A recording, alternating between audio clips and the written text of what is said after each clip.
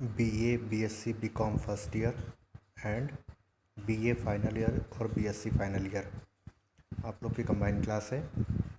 यहाँ पर हम सरकारी पत्राचार का नमूना या प्रारूप देख रहे हैं। इसके अंतर्गत हमें कुछ बिंदुओं पर विचार करना है कि इस सरकारी पत्राचार का जो प्रारूप है, जो एक निश्चित प्रारूप है और या आप कह सकते हैं कि फिक्स पैटर्न है, जिस पर जिस पर हम जिसका आधार लेकर हम यह पत्र लिखते हैं।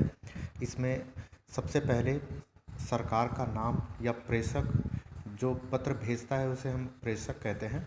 तो जो कार्यालय अगर प्रेषक है, वह कार्यालय का नाम पत्र के बीच में सबसे ऊपर कार्यालय का नाम होगा। पहले सरकार का नाम, फिर कार्यालय का नाम। इसके पश्चात हम पत्र संख्या लिखते हैं।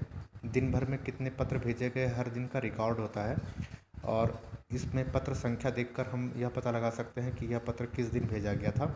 तो सामने पत्र संख्या बाईं तरफ और दाईं तरफ जिस डेट या जिस दिनांक को वह पत्र भेजा जाएगा उसका दिनांक रहता है, भेजा जाता है उसका दिनांक रहता है।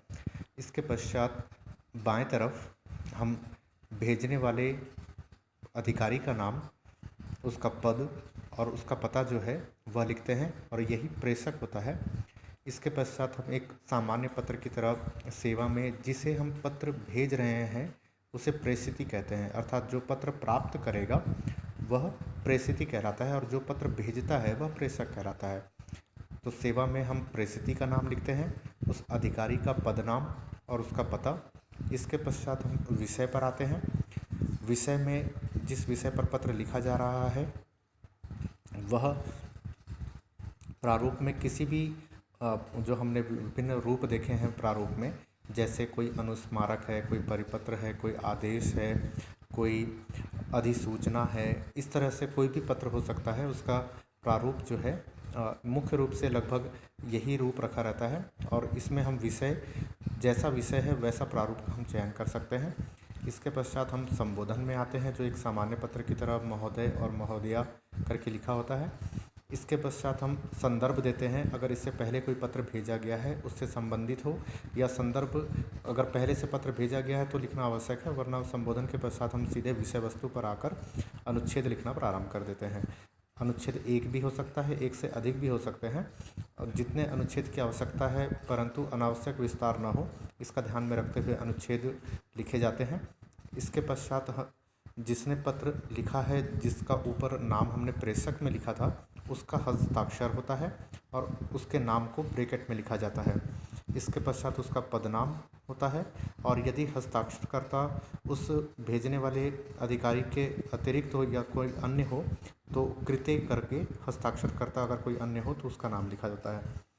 फिर भवदीय के सामने या भेजने वाले जिसने पत्र भेजा है उसके सामने अगर कुछ महत्वपूर्ण दस्तावेज जो इस पत्र के लिए अत्यंत आवश्यक है वह रखे जाते हैं, उसे हम संलग्न प्रपत्र में रखते हैं। जैसे अगर कोई फॉर्म भर रहा है और उससे संबंधित अगर कुछ त्रुटि है तो वह फॉर्म नहीं, अगर किसी का रिज़ल्ट आता है, रिज़ल्ट में अगर कोई त्रुटि हो जाती है तो वह रिज़ल्ट में अगर सुधार के नाम सुधारने के लिए अगर पत्र लिख रहा है तो वह संलग्न में उस जो त्रुटिपूर्ण मार्कशीट है, त्रुटिपूर्ण अंक सूची है, उसकी एक प्रति रखेगा ताकि वह दिखा पाए कि मेरा यहाँ पर नाम गलत लिखा हुआ है। तो इस तरह से हम संलग्न में महत्वपूर्ण दस्तावेजों को रखते हैं जो उस पत्र के लिए अत्यंत आवश्यक होते हैं। इसके अतिरिक्त उस पत्र की प्रतिलिपियाँ अगर कई लोगों को भेजी जाती हैं तो वहाँ पर हम प्रतिलिपियों को क्रमशः लिखते हैं कि वह प्रतिलिपियाँ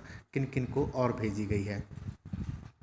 इस तरह से हमारा यह एक प्रारूप है, एक नमूना है जिसके माध्यम से हम पत्र, जो सरकारी पत्र होते हैं, उसे हम समझ सकते हैं कि किस प्रकार से लिखा जाता है।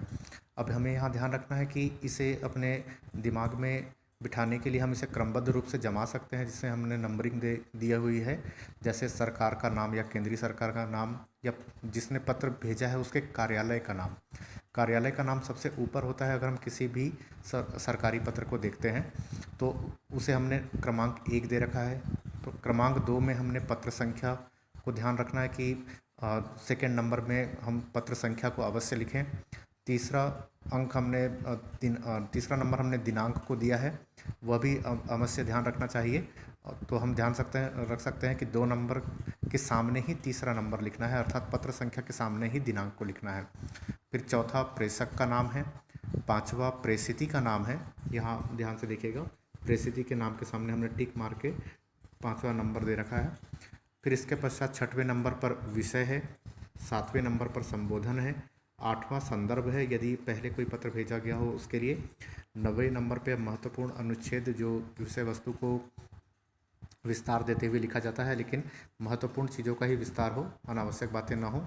फिर 10वें नंबर पर हम जिन्होंने पत्र भेजा है उसे हमने रखा है भवदीय या भवदिया को, जिन्होंने पत्र लिखा है। उसके बाद हस्ताक्षर, नाम, पदनाम, यहाँ पर एक नंबरिंग है। फिर 11वां जो है संलग्न प्रपत्र है, और 12वां जिसको प्रतिलिपियाँ भेजी गई है वह है। तो यह एक प्रारूप है जिसके माध्यम से हम सरकारी पत्राचार किस तरीके से लिखा जाता है उसे समझ सकते हैं। धन्यवाद।